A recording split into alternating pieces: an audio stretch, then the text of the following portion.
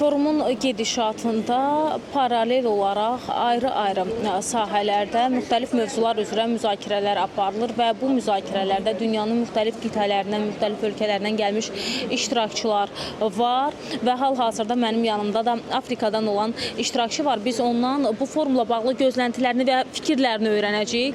Hello. What is your impressions and expectations about this forum?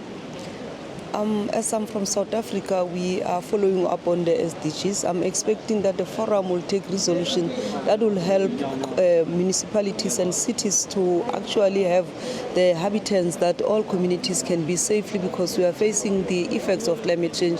We want this particular forum to make sure that the effects of climate change are structured and factored in the human buildings and everything else that concerns human capital. Thank you so much. Enjoy your time. Biz ondan forumla bağlı gözləntilərini və ümumi fikirlərini soruşduq. O isə bildirdi ki, bu cür platformaları o yüksək dəyərləndirir və o ümid edir ki, bu forum bələdiyyələrə və şəhərlərə bütün icmalar üçün təhlükəsiz yaşayış mühiti yaratmağa kömək edəcək qərarların qəbul olunmasını belə deyək, qəbul olunmasına öz dəstəyini göstərəcək.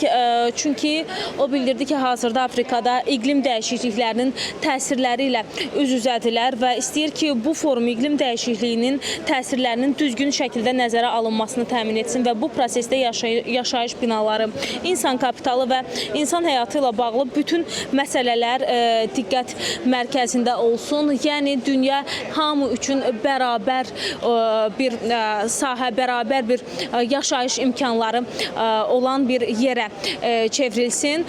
Hələlik isə mənim çatdırmaq istədiklərim bunlardan ibarət idi. Bayaq da qeyd etdiyim kimi 50 mindən çox iştirakçının yer aldığı bu forum mühüm qlobal məsələlərin müzakirəsi ilə tarixə yazılır, tarixə düşür. Biz isə bu tarixi anları tamaşaçılarımıza çatdırmağa davam edirik. Hələlik isə bizdən bu qədər. Buyurun, söz yenidən studiyadadır.